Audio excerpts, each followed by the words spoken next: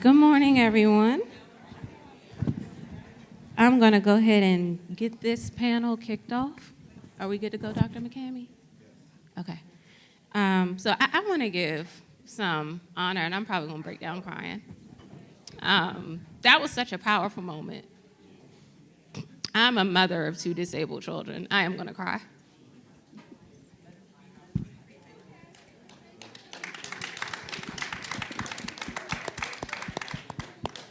I am literally trying to bring an entire educational system down right now, y'all.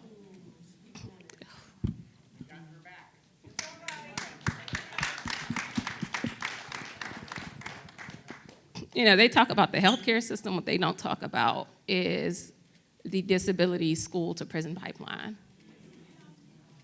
And the fact that 2/3 of youth that are in the juvenile justice system are disabled.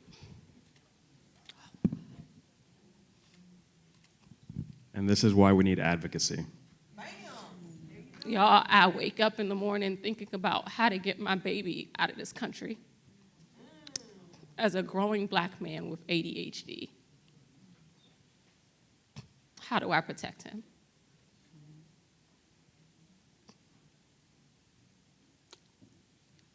And to see that they're willing to sacrifice their lives, because that's what they're doing, so that hopefully my babies won't have the fight that they have, it moves me beyond words. I became a CPR instructor, and I'm sorry, I'm gonna get to the panel. I became a CPR instructor for the American Red Cross. And I'm going through the manuals, and I'm like, what if my babies wanna become certified in CPR? Where are the accommodations?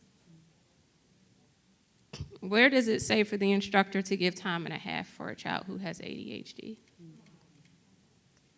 I called the American Heart Association. I said, where's the identification of certified instructors that know how to give accommodations?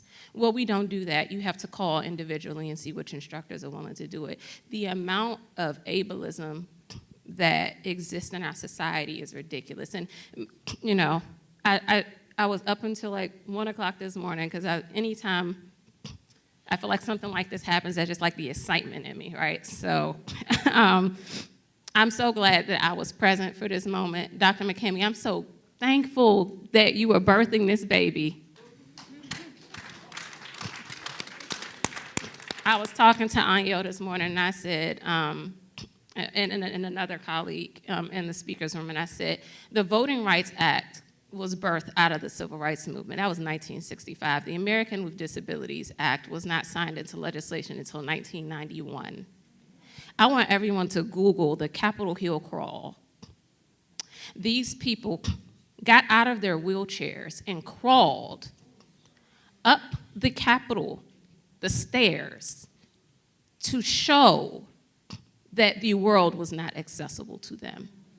The amount of indignity and inhumanity that they were forced to put themselves through to demonstrate that they were deserving. And I tell people a lot of times, the crawl is still happening. It's happening in employment, it's happening with the educational system, and we have to wake up.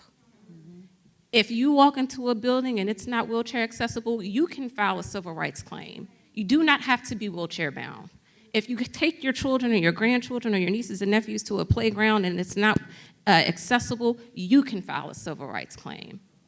We have to give up our privilege. We gotta lay it on the line. I'm sorry. I know I took away from the privilege. I mean, I took away from the panel. I'm so sorry. You added to it. This is part of the work. That's exactly what it is. So what came to mind when I was thinking about this panel? We're just gonna do a quick resilience exercise, okay? Is everybody willing to sing for 2 minutes? All right, we're gonna do karaoke, but it's gonna be an advocacy karaoke, okay? Wade in the water, wade in the water, children, wade in the water. God's gonna trouble the water. All right, pause right there. We're gonna skip. Oh, freedom. Oh, freedom. Oh, freedom over me. And before I'll be a slave, I'll be buried in my grave and go home to my Lord and be free. All right, pause right there. We're going to do one more. And that's it. How many of y'all remember the movie Lean on Me? All right, so just call on me, brother, when you need a hand. We all need somebody to lean on. I just might have a problem that you'll understand. We all need somebody to lean on. All right, y'all. Last, lean on me. Somebody took it. When you're not strong, and I'll be your friend. I'll help you carry on. For it won't be long when I'm gonna need somebody to lean on. Yay! All right, y'all, that filled me so much. Sorry, sometimes when you hit one of those moments, you gotta build back up. So we scaffolding, y'all, we scaffolding. That's right, it's healing. So my thought was I was gonna come in and I was gonna do the formal introductions, but I'm gonna let everybody kind of give their own too, because I kind of dipped into the time here. I have an esteemed panel of speakers here. Dr. Ahnyel Burkes, Dr. Roberto, Dr. Wanda, and Dr. Milagros. No. Not yet. Not yet, because people have been calling me Dr. Carter all morning, so I'm here with you, sis. I'm here with you. All right, so everyone please feel free to give a few words of who you are. Am I on? Okay, I'll be very quick. My name is Ahnyel Burkes. I am an incoming board member for the American Nurses Association. I'm the executive director of the Louisiana State Nurses Association and of the Louisiana Nurses Foundation. And we just took on the Student Nurses Association, so my advocacy efforts have been focused a lot on nurses' work environment and in being that association partner that was mentioned yesterday of how do we leverage health policy. My name is Dr. Roberto Roman. I am a PhD from University of Miami, a DNP from Johns Hopkins. I'm the Chief Innovation Officer for Vital Bridge Health, a primary care practice with our mission to disturb healthcare. And I'm also the Senior Vice President and Provost for International College of Health Sciences, where about over 70% of our student population is minority. From all over the U.S., and we have an associate degree, pre-licensure, BSN pre-licensure, RN to BSN, and MSN FNP program, all online. I'm also the co-editor for a Quality and Safety journal by Springer, and just excited to be here and share this moment with all of you. Hola, Wanda Montalvo, and how are you all? I would say I'm here for good trouble. Yes. To put some skin in the game. My work predominantly has been with federally qualified health centers across the country. And my work is really about, advocacy and addressing disparities and, honestly showing up in places where people don't want me. Hi, my name is Milagros, Elia. I'm an adult nurse practitioner, the program manager of Climate and Clean Energy Advocacy at the Alliance of Nurses for Healthy Environments. I'm also an early stage researcher in cancer, risk factors around climate change. I am the chair of the ANA Advisory Committee on Planetary and Global Health, and a committee member on the National Association of Hispanic Nurses Health Policy.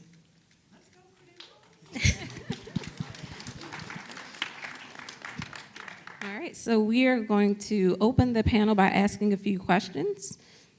So for each of you, this question is being posed. How do you identify your priorities as an advocate, and how does this impact where you work. Oh, you know what? One other thing. Can you go to the website quickly for a second?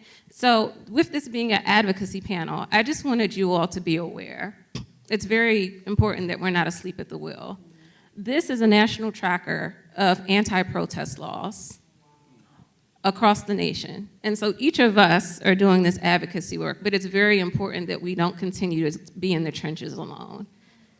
In the state of Minnesota, there was a piece of legislation that thankfully did not pass, but it was going to give civil immunity for people who hit protesters with their vehicles. If they feared for their lives, and we all know what that means. Pay attention. All right. How do you identify your priorities? You can go back to the title. Has everybody had a chance to? Okay. How do you identify your priorities as an advocate, and how does this impact review work? So I just want to kind of echo that. We had the same thing in Louisiana. It didn't pass, but it was, I think it's part of an agenda that you can use your car to break up protests. But as far as how do I identify my priorities as an advocate, some of my priorities are identified for me because of the role that I serve in for my job. So if nurses are voicing that they're having workforce issues, it's not safe workplaces, like workplace violence was a big thing that I tackled, and surgical smoke, because that's what the nurses were saying. These are things impacting us. Other things we have to do is kind of in response to the landscape in Louisiana. So some of our DEI efforts have been because of the dismantling of DEI in Louisiana.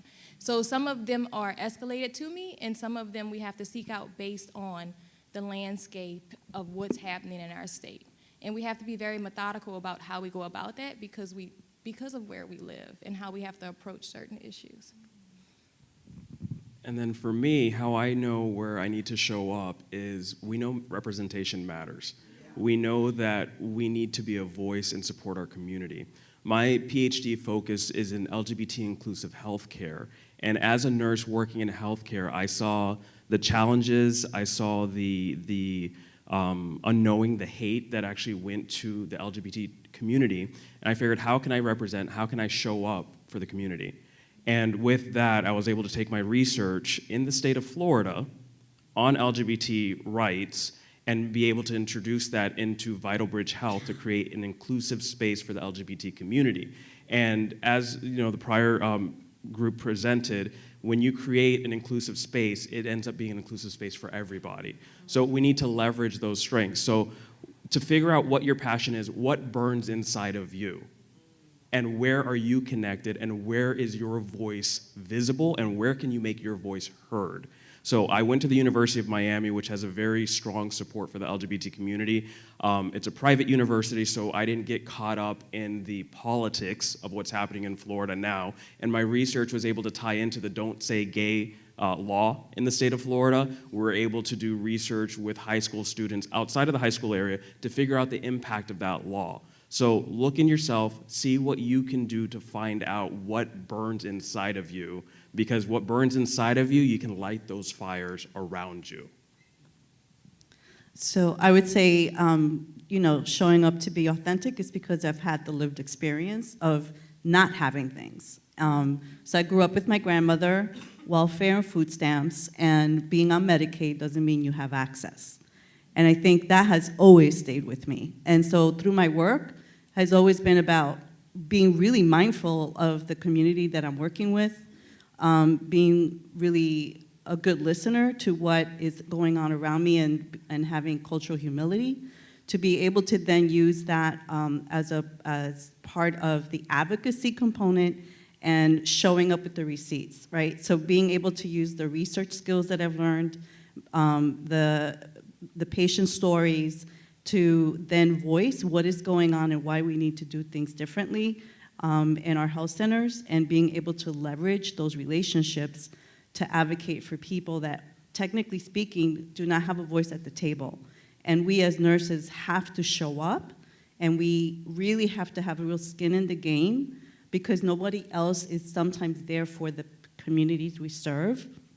So, and my work has always been about a lot of national work on chronic conditions, disparities, and helping to advance equity, And it's really interesting. I'm so glad that you're bringing up, you got to keep attention to what is going on in this election cycle.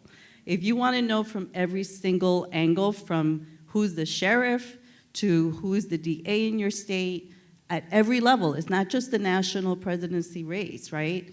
We really have to show up and be mindful of that. One place I would recommend you guys look up is called Bolt Magazine.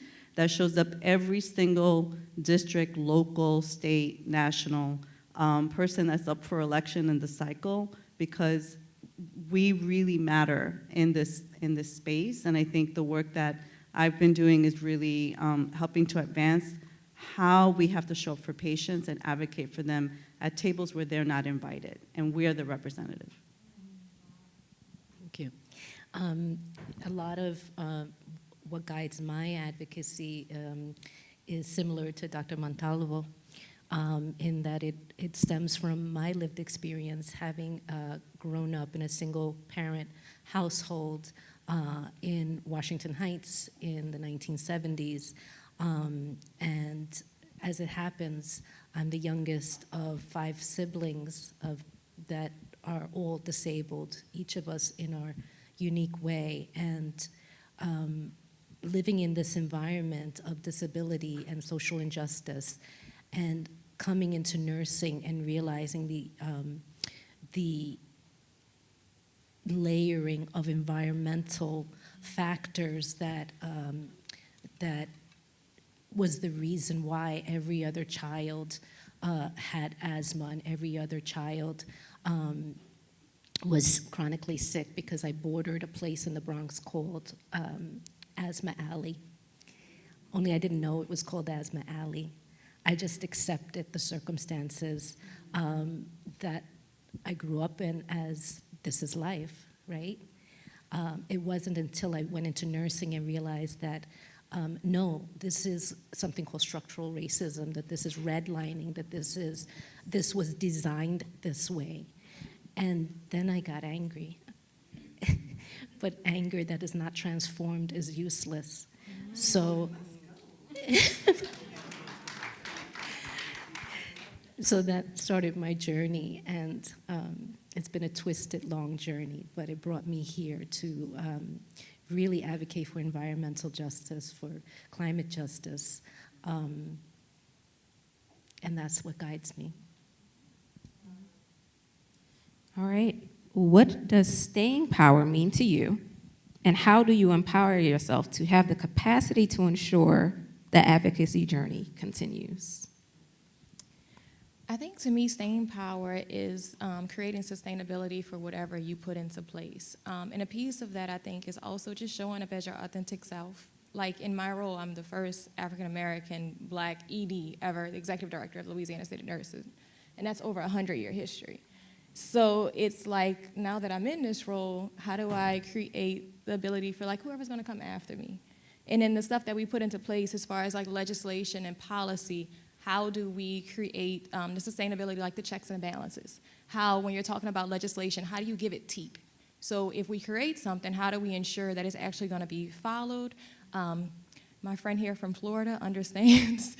We're like cousin states. So you can put something into place, and it can sound nice and it can be very performative, but if there's no teeth behind it, there's no regulation behind it, then what's gonna really enforce people to do it? So I think the sustainability of whatever you put into place, and then the awareness of the work that you're doing, and then doing it in an authentic fashion to make sure, because people can feel when it's not real. So just showing up as yourself and, making sure that whatever you build has sustainability and teeth to it. When I think about staying power, I also think about us as advocates, right? How do we maintain our power to influence what's around us? So in Florida, I hear a lot of academics, a lot of educators say, I can't deal with this, and they leave. If we all leave, who's going to fight? So the staying power is, how do I refill my cup, coming to conferences like this, meeting people like you, to be able to continue to move forward with the mission and vision of what we've created at Vital Bridge Health and ICHS to fight and advocate for our patients, our students, our staff, our community. So, staying power, yes, making sure that what we do is sustainable, but then also how do we sustain ourselves and fill ourselves up to continue to fight the fight? I would say staying power for me has been learning to be a really good super connector. And so one of the things that is unique in my background is that I've worked in academia, I've worked in health centers, primary care associations, foundations. And so having that broad experience has taught me that it's not just the one, but how do I leverage all those connections and the relationships, and we've said it over and over here, network is your net worth, is really, really being able to learn how to navigate those relationships to help amplify and raise awareness to core issues and get other people to buy in. That way it's just not the one voice, but a diverse set of voices also advocating in the same direction, right? So if you ever thought of De Bono's 6 Thinking Hats, it's a really good book, you should look at it. It's like, how do you take the energy of everyone in one direction? Like if you wear the green hat, it's all creative. If you wear a black hat, it's what are the things that are in the way? And so it's like learning how to use that, and that helps fuel me, because then there's other people that are like, oh, I didn't think about that, like the panel we had earlier, right? That was an awakening. And so you have that awakening, and you have to keep it in you, and then know how can then I operationalize that. I think of it like a virus. How do I infect other people with this so that they can buy in, and then let's move in the same direction so we can make a difference. That was powerful. I have, again, to say similarly, actually, I have 2 buckets in staying power. And one bucket is trying to maintain my professional education, because in the world of environmental health, particularly in climate change, things are changing fast and furious, and you have got to keep up with the science. And then the other bucket is mi gente. I have to stay in contact with the people that matter to me. So my family is Puerto Rican. I make sure that I'm constantly in contact with them there, back in Washington Heights, hearing at the grassroots level what they're experiencing, what matters, and then combining those 2 buckets to bring it to advocacy. And that looks like sometimes legislative advocacy, that looks like meeting with community stakeholders, that can look like many, many things, but those buckets always remain. Whatever else is happening, that's what I lean into. So within each of your advocacy journeys, I feel like the playing field has changed a bit in that there are infinite amount of channels of information being pushed. We have TikTok, we have Snapchat, we have Facebook, Instagram, Telegram. How has misinformation and disinformation impacted your community or cause? And how have you strategized to counteract that impact? I think that's a very difficult question, and I'm not quite sure that I figured out the secret sauce or the answer to that, because it's rampant. Like, you say one thing and something else is totally interpreted a different way, and then that's what they run with. Like, I've even had been misquoted by like a newspaper and stuff. So I think just trying to be very clear and concise with your messaging, and then also using like channels for like grassroots advocacy. Like, having those letter writing campaigns where you're saying what the actual issues are, having something on a website or something that people can access, like a source of truth. But I think that misinformation and disinformation like that is just, you see, emerging. I mean, we have like deep fakes and stuff now and AI, so I think every day it gets harder, and you just gotta keep trying to pivot to make sure that what you're actually saying or representing is what's getting out there. So it's hard. It's like protecting your brand. It's very difficult. And misinformation is very hard to fix, because misinformation is someone else's truth. And for you, you have to give fact in a way that can be received for someone to understand that that is the truth.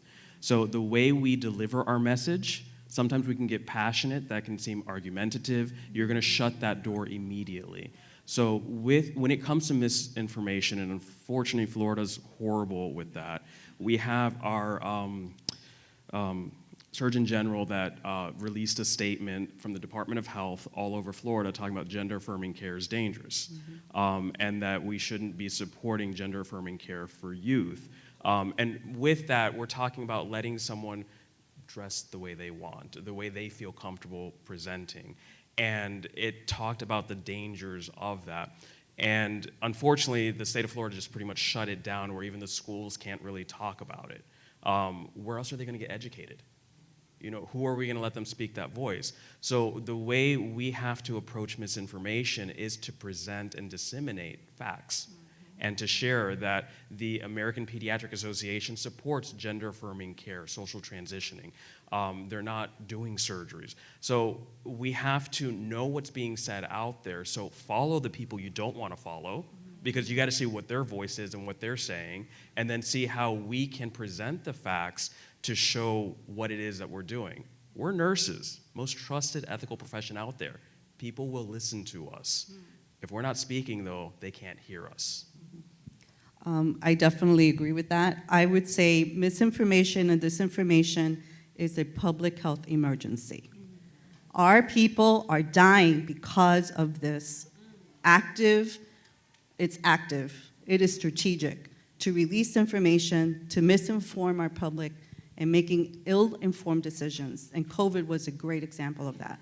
I did a lot of work on vaccine hesitancy and interviews with both patients and staff, okay? Sometimes we hire the people in our community, and we bring sometimes that trauma and everything else also into our organizations. I was floored by the number of frontline staff who also believed the mis and disinformation that was coming out, which also then translated into what was coming, what they were advocating and helping to inform patients about, right?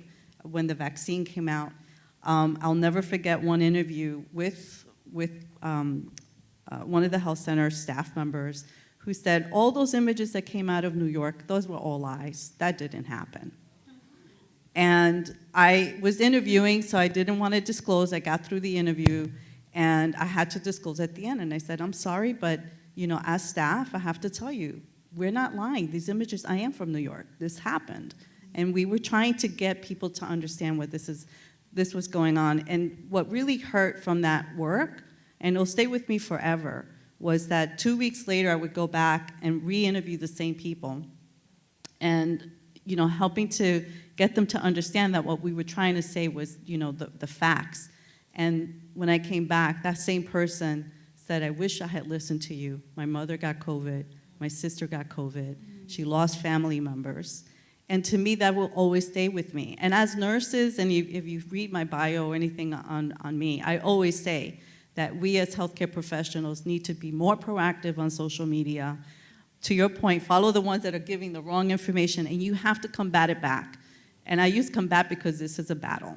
We have to be really proactive, you know, help amplify the people that are providing the facts, and tell the story, because we're trusted. And so being able to have that conversation is really important. Then I'll give you another great resource. The Johns Hopkins Center for Health Security has really great information around this, and I would say please look that up, educate yourself around this, because it's a battle, and we need to step up our game.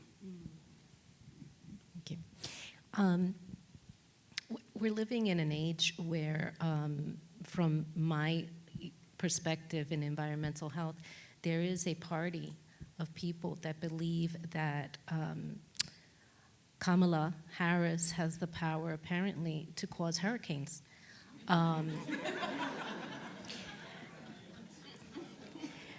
So this is what I'm up against. She's like Storm from the X-Men. But I live by a motto: motivate, don't dominate.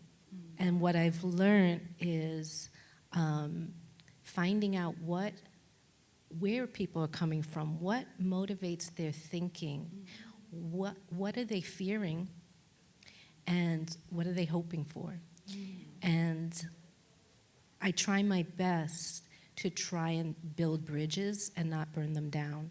And so by building bridges, trying to understand the other side of the table, and actually not the other side of the table, sit next to the person that has a differing view and see where they're coming from.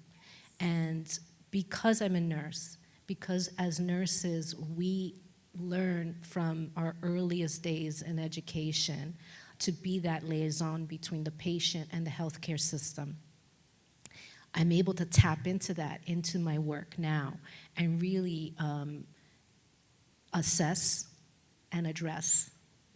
It's not that different in the using the nursing process in what I do now. It just looks different. But a lot of it is advocacy and education and addressing, speaking up, respectfully speaking up against the misinformation and disinformation. And I'm one of the shyest people you'll ever meet in your life, but I find my voice in advocacy. And so that's, I forget the question now. Counteracting misinformation and disinformation. All right, I'm going to move on to the next one. So with talking about misinformation, disinformation, I'm not going to repeat verbatim because I think that some of this misinformation and disinformation has done substantial harm. But if everybody has been watching the debates, we've seen great harm done to the Haitian community. So I want to take time to hold some space for them and to send some prayers and some thoughts to those communities who are currently experiencing bomb threats, having their schools shut down. They don't know that they can walk in their streets safely because of what's happening. Also to our Arab brothers and sisters and our Jewish brothers and sisters. I think a huge piece of misinformation or disinformation that we struggle with at a society is that it has to be them or us. That if I have humanity, I have to strip you of your humanity. My humanity doesn't have to cost you yours. And we have a duty as nurses because we, more than anyone, in my opinion, have the understanding of the frailty of a human life.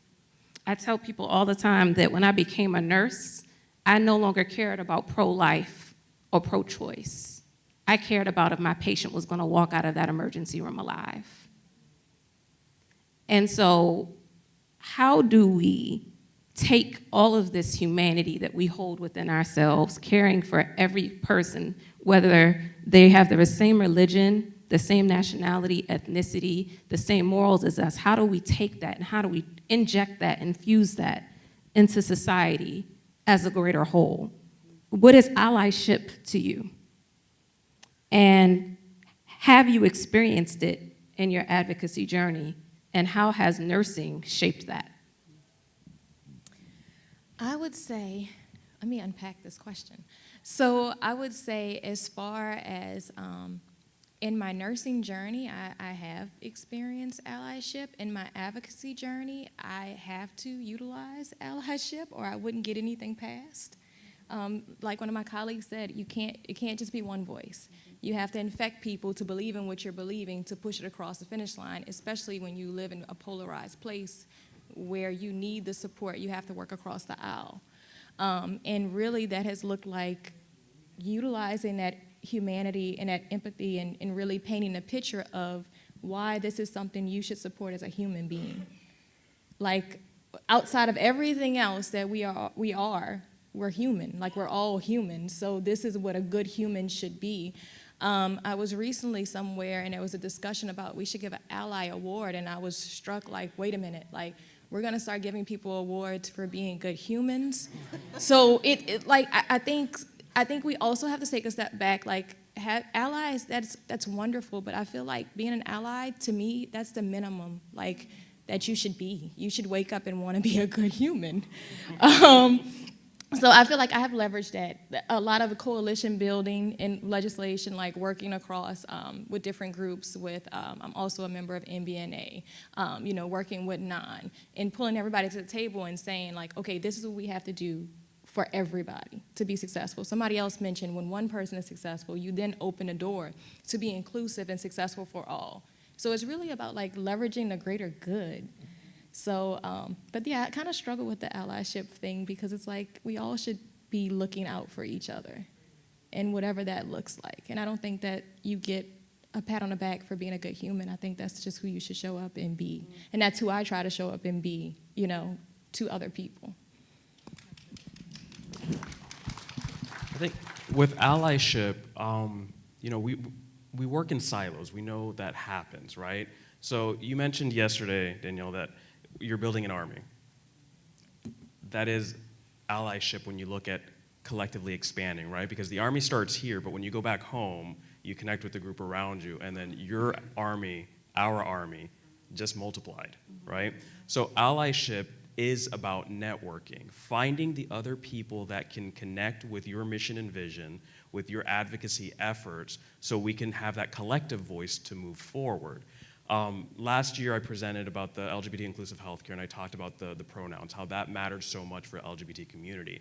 And that little piece of pronouns, me saying that my pronouns are he, him, gives that LGBT person the knowing and understanding that you're an ally, that you support what they need in healthcare. So little things like that we have to explore to find out how can I show my allyship to the communities that I need to support in healthcare and in the community just in general. So allyship is about networking, it's about showing up, and it's about letting people know where you stand and how you support. As you asked that question, I had a flashback, and I think the best allies is when I activate a patient. There's nothing more powerful than helping the people you work with in the community find their voice empowered to then join the cause with you. And we as nurses need to stop the inside baseball and think of us being on a football field, and we're like just the same team on the field, and we need to look up and look at who is in that audience. That's the power of activation. Who is in that stadium, and who can we activate in that stadium to be part of this game with us, to make differences and help, you know, push forward recommendations. And the reason I say this is because on health center boards, federally qualified health centers, 51% of that board has to be from the community, patients, right? So how do we leverage that community board to help advocate for policies in their own community, organizational policies, workforce policies, and we need to kind of change our mindset a little bit of how else can we activate this other group. Like that's part of like AARP, right? That they have coming together and focusing on nursing, but I think they're still too academic. Part of us has to really look at how can we bridge these relationships and partnerships with patients and go after some of these policies at a national level together. And that to me is where I view and allyship and how do we continue to move the needle is by diversifying the voices around the table with us and our expertise as nurses and experience to help inform and influence the decision makers at the table. Well, and maybe shift some of those out and put ourselves at that table, right? To be the people empowered to make some of those decisions. To me, allyship falls into, I use buckets a lot, in two buckets. And one bucket is those knowing, understanding who are our natural allies. So as being a member of NAN's Health Policy Committee, I'm going to look at who are my natural allies. So I'm staring at Dr. McIntosh over there, yes, hello, who is on NBNA's Health Policy Committee. And so we're having conversations. And I'm looking at my other colleagues in other nursing organizations and bringing their voice to the table so that we can have similar conversations. But then my other bucket is the ones that are not necessarily natural allies. And that's where I have to be strategic. And that's where I have to begin to understand that in nursing, silos do not serve us. And that's where I have to tap into my natural ability to make connections between people and foster relationships between organizations. And sometimes that looks like going across sectors. And that looks like, speaking with people, city planners, about New York's commitment to having electrification of new building constructions and what that means, but then also advocating for the old infrastructures that are causing indoor air pollution and causing communities, particularly communities of colors, to become sick within their own homes. And so I have to be very strategic in that. And I used to think, that's cunning. That's, back when I was younger, that's not the nice way of doing things. But now that I'm older, I'm realizing you must be strategic, and that's not a bad word. And networking to achieve your goals has to be at the forefront of everything you do. Otherwise, you're not going to be able to be effective in your advocacy. You're not going to be a change maker, and that's what you want to be. So in your conversations, as you are giving vital information, whether it be to your allies so that they can help to amplify your message, or whether it be to someone who has an opposing view of opinion, how do you initiate uncomfortable, crucial conversations? And what strategic changes have you made to deliver your messages to achieve bipartisan support? I think a piece of it, and I kind of want to add, along with allyship, there's also a term that I've been hearing a lot. I was talking to Wanda about it, like accomplices. So while you have allies, you also want to have accomplices who are like really actionable there with you on the front lines. But I'm gonna jump back to this question. So as far as getting like difficult conversations started, like how do you approach the situation? I think first, like being present and having people know about the work that you're doing so you can, be able to initiate the conversation like, hey, I'm such and such, this is what I've been working on, let me tell you the background of it. Being open to hearing opinions that differ from your opinion, so taking a step back and not being defensive, because you may hear some things that you don't want to hear, and you need to sit, pause, try to understand where they're coming from, and then have, I don't want to say so much a rebuttal, but have the facts, like be educated on your issue. Because you got one shot. You have one shot to make your first, impression, and you don't want to look like you're not prepared or you're uneducated about what's going on. So being well-versed in the issue, having rapport, presenting yourself in a way where people want to listen to you. And I really think the facts piece of like saying, okay, I understand this is how you view the issue, but let me show you the facts. And facts are not just black and white statistics. Like it could also be testimonials. It could be lived experiences. Like this is what you believe, but let me show you this body of evidence that says different. And you have to be okay with if after you present all of that, they still say, I don't agree with you. And I'm not going to move forward with this. That's when you have to decide if your time is well spent there, or if you pivot and find people who do agree with you. And honestly, there's a lot of power in the masses.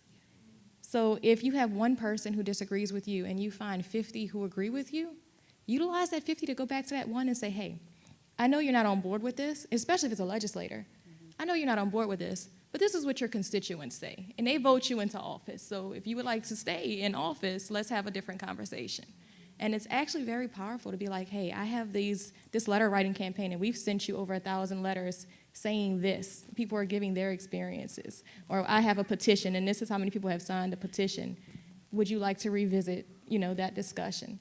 So I think just being prepared and strategic, I think strategic is like the best word ever, because you have to think 50 steps ahead. Like this is chess, it's not checkers. You have to be prepared to like, if this goes wrong, what is my plan B, C, and D? And then it's also like sticking with it, because these things don't, as far as I can tell you, legislation does not happen overnight. And when you talk federal, just be prepared to dedicate a lot more time. State moves a lot quicker. But it's something that you have to actually stick with, and it's hard. It's not, it's emotionally taxing. Having those conversations with people who don't agree with you, being the person that's combating the information that's not correct, like that takes a lot out of you. So you also have to give yourself self-care, Because some of the things you may personally feel attacked as those things are coming out. So you have to like sometimes step away and turn it off and then come back to it. So I think like strategy and being prepared is like the most important, and then building up a rapport and then building up a wall too, where if something happens, you don't react. Because if you react unfavorably, you lose all credibility. So it's very strategic. I think that's the perfect word. Yeah, a lot of what you said hit home. The biggest part for me is understanding where they're coming from. You know, if they say something, don't be quick with a knee-jerk reaction with a fact or a statement. Listen to what they're saying, be present 100%, and then have the conversation. But you have to gauge responses, because once that door shuts, especially if you're meeting with a legislator or a staffer, it's gonna be very hard to open that door again. But you know, many of you are probably wondering, well, how can I do this where I'm at now? Practice with your family and friends that have different viewpoints than you. You know, have those conversations. Are you getting riled up? Are you getting fiery? Are they ignoring you? Are they shutting you out? Is your friendship over? If you see those things happening just even on that close level to you, when the advocacy then extends into the boardroom, if it extends into the hospital, the practice, where you're trying to impact policy where you're at, we're not even talking state or federal level, we're talking about where you're at, then if you don't do it right, you are going to either be labeled as that person that they don't want to hear when you open your mouth, and you don't want to get yourself in that situation. And this is where the strategic part comes in, is that you want people to respect you. I can tell you, if I'm in a meeting and I don't talk, people will come up to me afterwards, why were you so quiet? And then they want to hear my opinion. You know, so it's a matter of how we present. The other part, and I'm deviating here a little bit, I was told that I'm intimidating. And I paused for a second, like, let's unpack this. Am I intimidating, or are they intimidated? Because I'm coming as my authentic self. And if I am intimidating, then what is it that I'm doing that I can work on so I can present better and have a bigger impact? So they couldn't give me an answer. So I know that the credentials behind my name will get people, but I did that strategically because I never want to be in a place where people tell me I don't belong here. So get your certification, get your education. Wherever you're at, you can show what you've done through your actions. And for anyone that's a newer nurse, younger nurse, feels like they don't have the experience, feel like they have the imposter syndrome, I say fake it till you make it. But get these certifications behind your name, because people can't challenge that. And this is how you're able to stand up on that, and you're able to meet with people. And when you come in, or if that legislator or whoever it is sees Roberto Roman, all this stuff behind me, they're like, I might want to hear what he has to say. Yes. Because he has done something. Might not know what it is, but they're curious. So make yourself enticing, where these people do want to speak to you. We're at our 5-minute countdown. Go ahead. Very quickly, I think, one, civility is a tone issue. 2, your ears never get you in trouble. And 3, I don't speak white Caucasian male. So depending upon the white Caucasian male, I'm sorry. We don't speak So, you know, being able to identify with people that can help secure and move those messages forward is really important. And then I think be prepared, always come with understanding what's the cost, the quality, and access issue around what you're trying to advance, whether it's in the organizational level or, you know, community or state. Just always have like a framework, and as you stated, make sure you have done your homework so that when people are asking you questions, you're able to respond. And then I really love the fact about talking to family members, because whenever I'm trying to advance something, I speak to my mother's, you know, older adult Puerto Ricanas around the table cooking dinner. They're really hard. Like, they're like come in and they've been really influenced with a lot of misinformation. And so if I can get them to understand something and say yes to 1 or 2 things, then I know I'm moving in the right direction. Very quickly, most of my work is at the federal level. And what I learned very quickly was in the environmental space, when you're meeting with certain legislators, you have to be willing to change your language to move your needle forward. And that was a very hard pill for me to swallow in light of climate change and other environmental health factors. But some people don't want to hear the words. Some legislators don't want to hear words like social justice. They don't want to hear words like climate change. So how do you then meet them where they're at? Break it down to the building blocks. Clean water. You know, whatever matters to them.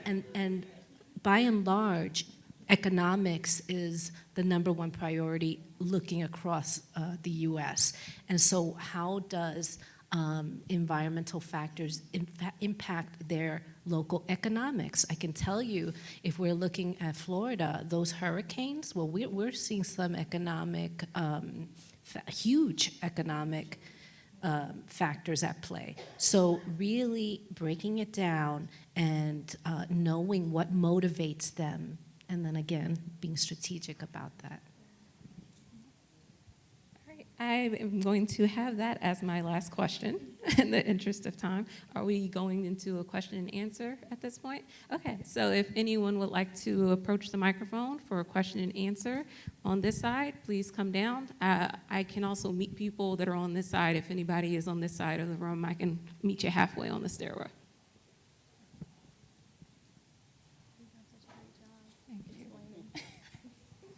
We have a taker.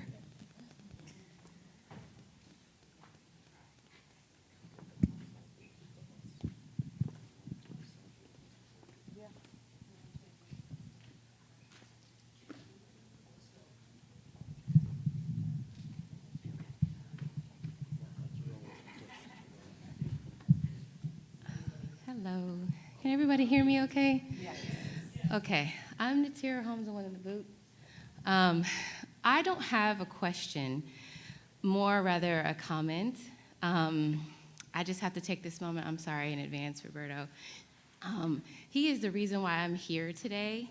Oh my God. I have known him since '97 on the school bus together, and we've lost touch over time. When I graduated from nursing school, I was struggling quite a bit, and he gave me a lot of encouragement when it came time to take my NCLEX. And at the time, I was struggling with some other personal things, and the importance of having that foundation from all the way back in '97 and to get in touch with someone again when you're down and to breathe life into you is so important. You were doing advocacy work then with me, and you didn't even realize it. Yeah. And we got back in touch again, and he encouraged me to join DMPs of Color officially, because I didn't think that this was a place for me because I don't have my doctorate yet. It's pending. Yet. Yeah. And I was like, hey, I'm just a little old, staff MP, and I don't have all the accolades. Psych and nurse practitioner. Right, but thank you. And he was like, no, you're not a just anything. You need to start saving your money right now, and you need to get your butt to that conference. And it's just amazing how when you say your network can determine your net worth. He is not going to say it himself, so I'm going to say it. He is going to be the keynote speaker for the 12th Annual Advanced Practice Provider Symposium in collaboration with the Duke School of Nursing and the Durham VA next month. So, don't have a question. I know I took up some time, but I just wanted to make sure I highlighted that, and thank you again, Roberto, for everything. Thank you. Good morning. Still morning, right? I'm Dr. John Silver, and I do have a question for you. In your work as advocates for whatever groups you're representing, do you find your state and national nursing associations an impediment or an obstacle you have to deal with or counter messaging to what you're doing, or do you find them as great assistance? I guess I'll jump in on this. So I actually have taken the route of getting extremely active in my association to the point where I was on the board of directors as the director of leadership and professional development. Then I became the director of health policy. And then when the role opened up for executive director, I moved into that role. So I think I utilize it as a tool. So it's not an impediment to me because I've become so embedded in the system that I can now access the resources to move initiatives forward. But I don't stop there. I'm also a member of other organizations, like I'm a member of DNPs of Color, I'm a member of the National Black Nurses Association. So it's really about, for me, coalition building and leveraging these groups and bringing these groups together for the common good to move those initiatives forward. So I guess it can't be an impediment to me because I've become a part of it and somewhat embedded myself in it to move it forward. So I kind of think for the messaging is that for this is if you're not a part of it, it can be an impediment. If you're not actively in it, if you see an issue with the associations, get involved. And I don't want to say take over, but there are other people who, are trying to do the same things that you're trying to do. Bring those people along with you and utilize the resources of the associations. So that's the most important thing is our association has a lobbyist. We have a paid lobbyist that is very influential in our state. So that helps us get things passed. We have financial resources that can help us get things done to do CEs and educational offerings. So I think leveraging the tools and the organizations that we have to move it forward, we're stronger together. Yeah, so when we talk about the collective voice, it's important to know where your associations live. So if you're an emergency room nurse, nurse practitioner, psych nurse practitioner, wherever you're at, look at your associations because they do publish white papers and policy statements. So look at what they're saying. Is it in line with what you're seeing? If it's not, then you need to have conversations. But use it as a leveraging tool because you can bring that to your legislator and say, hey, look, the American Nurses Association is saying this, this, and this, because they're not going to be in tune to what we see on our side. So, and also by being members of it, you help support their cause and mission, which hopefully should be in line with yours. So it definitely, we need to leverage it. If you're not engaged or if they're not in line, then that's where it would be an impediment. Yeah. I'm going to do a little truth bomb here, but there have been groups that I have disassociated with because they're not aligned with where things need to go. And sometimes I always look at what the board membership looks like, and are they acting more like gatekeepers to being able to advance something, or are they really committed? And if they're not committed, you don't have my time, talent, or money, period. Yeah, I'm just going to piggyback to Dr. Wanda's point. I was a part of a national association. They didn't have any people of color on their website, and this was immediately before the pandemic. And I said, why don't you have a photography contest where you can just have people voluntarily send in their photos from their clinics? That way there's representation on the website, because the only people of color were the patients in the pictures. And I said, in the 2010s, this is where we are. And so I got pushback, and the person that was in charge of marketing, well, I have black friends, and yeah, I have this in email. I have this in email. And I said, I didn't respond. I immediately deactivated my membership. Yeah. But if you go to that same website today, there are people of color on that website. So there is a point where you have to walk away after you've spoken your piece because you don't have the influence or the agency there.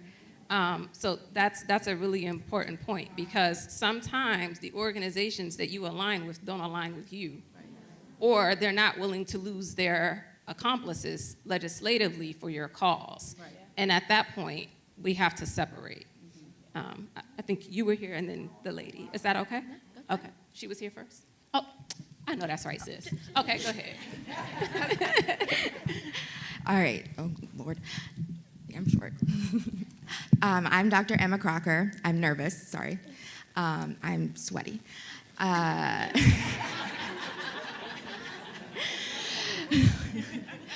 I am from St. Louis, Missouri, so I would be remiss during this time to not talk about Congresswoman Cori Bush and her recent election, where she was outspent by $10 million across the nation. So she's a registered nurse, Black woman registered nurse in Congress, and when she departs in January, we will have only one nurse now in Congress.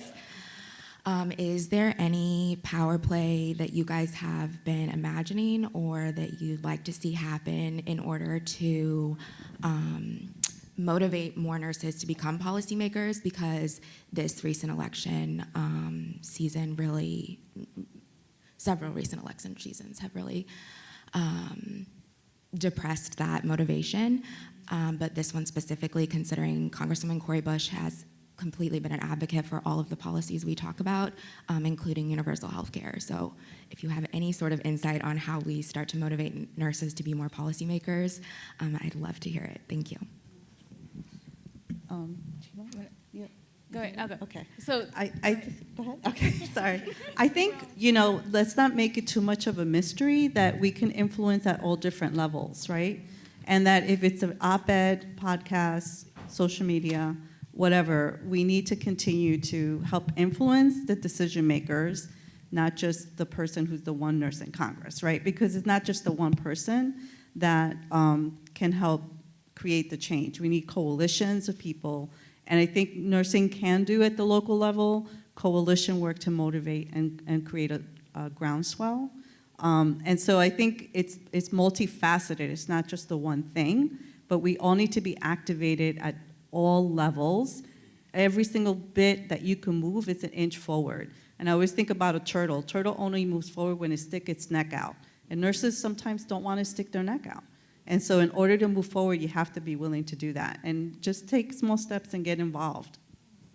So this is near and dear to my heart because it's something that I'm actually very interested in. We have to have nurses at the table. Yes, we can influence behind the scenes, but we also need to be the decision makers at the table. If you're not at the table, you're on the menu, and you're full course meal at this point. So there are places like campaign schools, Healing Politics. Dr. McCamey and I attended Healing Politics, which is specifically for nurses and midwives who want to run for office. It's a campaign school. So we all, honestly, if you just look at, and this is no jab at anybody, but look at who we have serving, everybody in this room is qualified to serve. Like, it's not, you don't have to have a special certificate to say you can serve in Congress, you can serve at the state level. I noticed that when I started going to committee hearings. And I was listening and looking around, and I'm like, wait a minute. I'm just as smart as these people, if not smarter. Like, I can, whoever's in the hearing and whoever's saying the things, that becomes true.